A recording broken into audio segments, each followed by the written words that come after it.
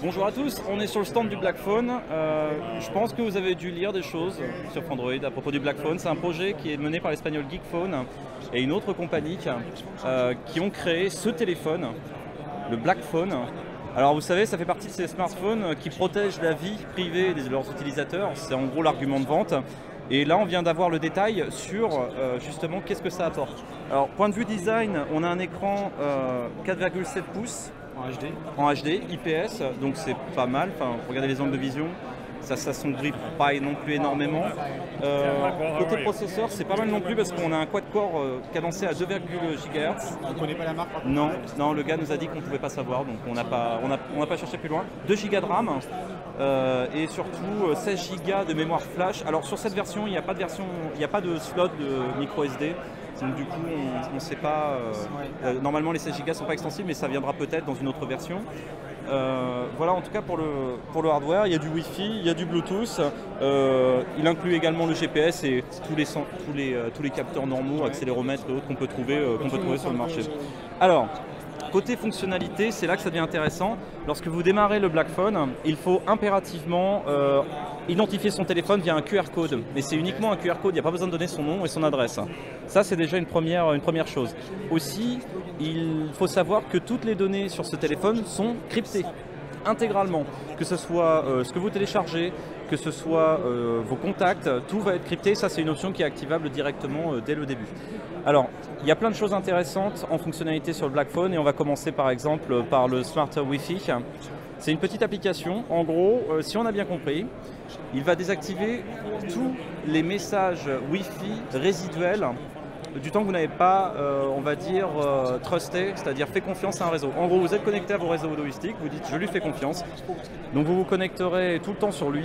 Par contre, les autres, quand vous êtes dans le métro, et que du coup vous avez un réseau Wi-Fi qui capte, toutes les données de géolocalisation, en gros, ne passeront pas.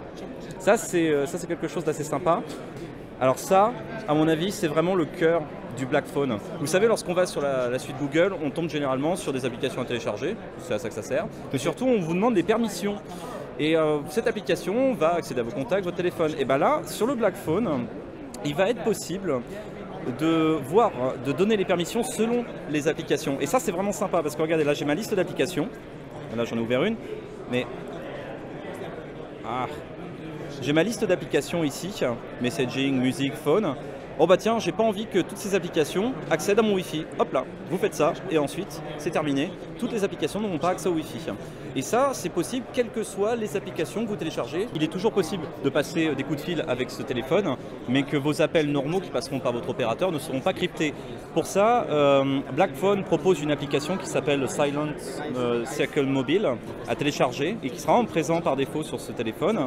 En gros, bon là on ne peut pas vous le montrer parce que le téléphone n'est pas raccordé au réseau, mais en gros c'est une application qui va crypter une application VoIP qui va crypter vos appels et vos messages. Il faut savoir c'est de la VoIP, donc du coup on peut s'en servir depuis le Wi-Fi ou depuis les réseaux mobiles directement. Voilà. On met une carte SIM et on peut appeler en encrypté tout simplement, mais ça fonctionne aussi en Wi-Fi, donc c'est un avantage. Voilà, et sachant aussi que l'application variera la qualité du signal en fonction de la bande passante, donc a priori vous devriez pouvoir vous en tirer. Et toutes les personnes peuvent appeler un Blackphone, même si vos proches n'en ont pas un, via justement cette application que Blackphone propose de retirer.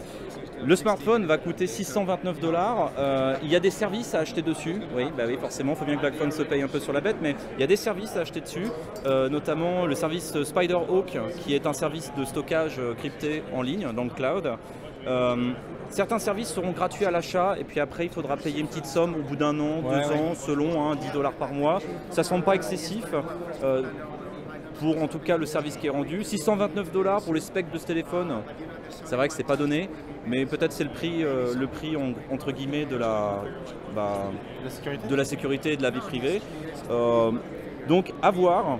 De toute manière sur ce téléphone. Donc, comme tu disais tout à l'heure, si ça devient un produit massif, on risque d'avoir des attaques, des gens qui réussissent à percer le coffre-fort. Bien sûr, bien sûr. Rien n'est infaillible. Mais pour le moment, on va dire que c'est l'un des rares téléphones à proposer une suite entièrement sécurisée. On a des exemples comme Ouro qui a un OS Android sécurisé, mais on n'a pas de... Ils le proposeront sur des téléphones qui n'ont pas été créés spécifiquement pour ça. Donc c'est une première tentative, bien dans l'époque, bien dans le courant de son temps. Et du coup, là encore, on attendra avec impatience de pouvoir le tester si jamais on en a l'occasion, hein, bien entendu. Il faut savoir que c'est